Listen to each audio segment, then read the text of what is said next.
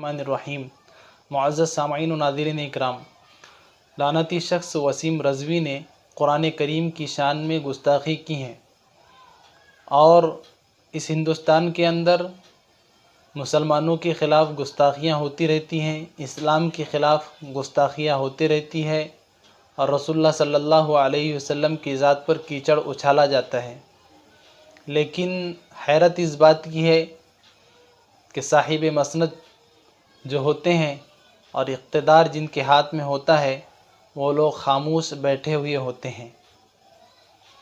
वसीम रिज़वी पहले ही से मदारिस का दुश्मन है, उलमा का दुश्मन है।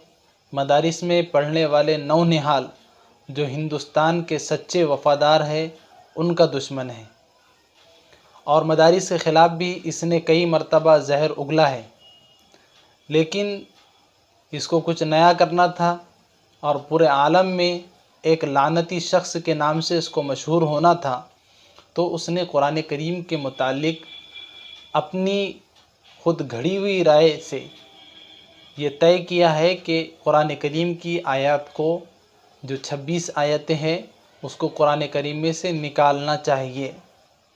वजह ये बताया है कि इसकी वजह से इंसान फसादी बनता है, इसकी वजह से मुआशरा तबाह होता है। यही वजह है अगर उसकी बात की निकाले तो। मैं ये कहता हूँ कि अगर इंसान या किसी शख्स को 10 रुपए का अगर आम लेना हो तो वो शख्स सबसे पहले उस आम को जाकर चखता है, फिर उसके बाद ख़रीदता है। शरीयत में भी ये गुंजाइश है कि अगर आप कोई चीज़ ले रहे हो, उसको ख़रीद रहे हो, तो सबसे पहले उसको चख कर देखो कि आपको उसका जायका पसंद है या नहीं है।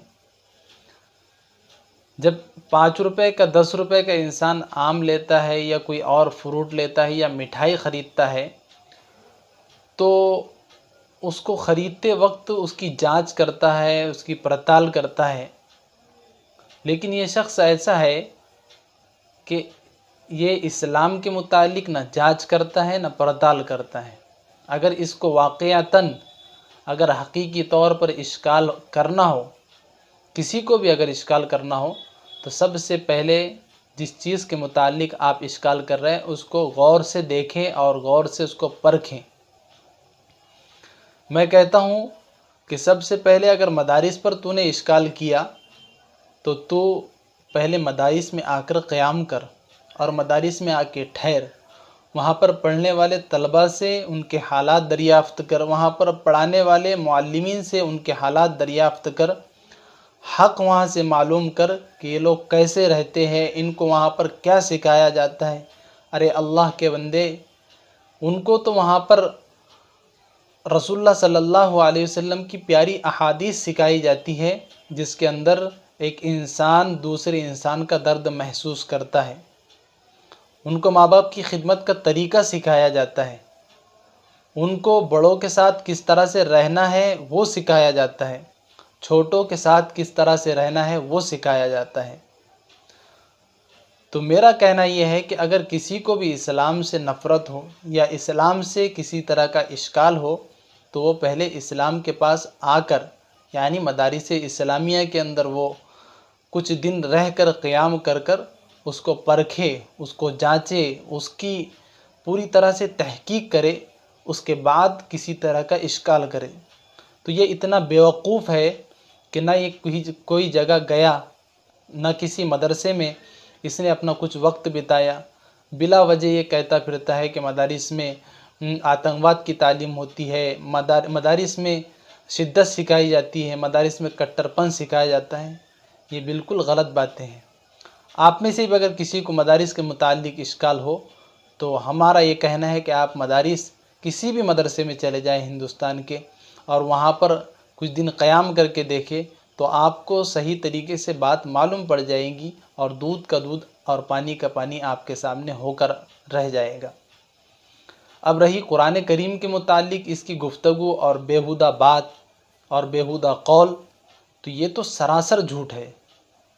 कुरान करीम की जिन आयतों के मुतालिक ये सवाल करता है तो इसके बारे में भी इसी तरह मैं उसको दावत दूंगा कि पहले हमारे पास आ और इन कुरानी आयत को हमसे सीख, सही मतलब सीख, तब जाके इन आयत पर इश्काल कर।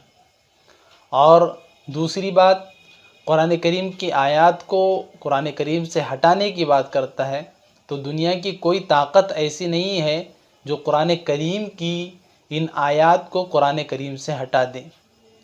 क्यों? इसलिए कि कुरान की हिफाजत मैं नहीं कर रहा और ना ही तू कर रहा है, बल्कि कुरान करीम की हिफाजत अल्लाह रब्बुल इज़्ज़त कर रहे हैं।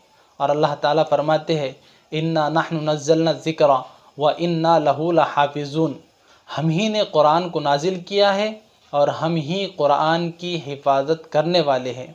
जिस कुरान का ज़िम्मा अल्लाह ले ले, जिस कुरान की हिफाजत का ज़िम्मा अल्लाह ले ले, तो उस कुरान के एक हर्फ को, और एक हर्फ नहीं बल्कि एक नुक्ते को भी कोई शख्स मिटा नहीं सकता।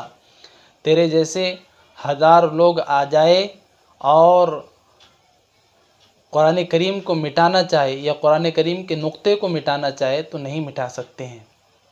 ये बातें मैं अपने ईमानी जज्बे के तहत कर रहा हूँ। और ये शख्स तो वो है जिसको ख़ुद अपने घर वाले भी पसंद नहीं करते हैं, ख़ुद अपने घर वाले भी इस शख्स को पसंद नहीं करते हैं। अभी कुछ देर पहले मैंने इसके भाई का, छोटे भाई का क्लिप देखा हूँ। वो कह रहा है कि इससे मेरा कोई सरोकार नहीं है, इससे हमारा कोई लेन देन नहीं है, ना हमारी इससे कोई मुलाकात है।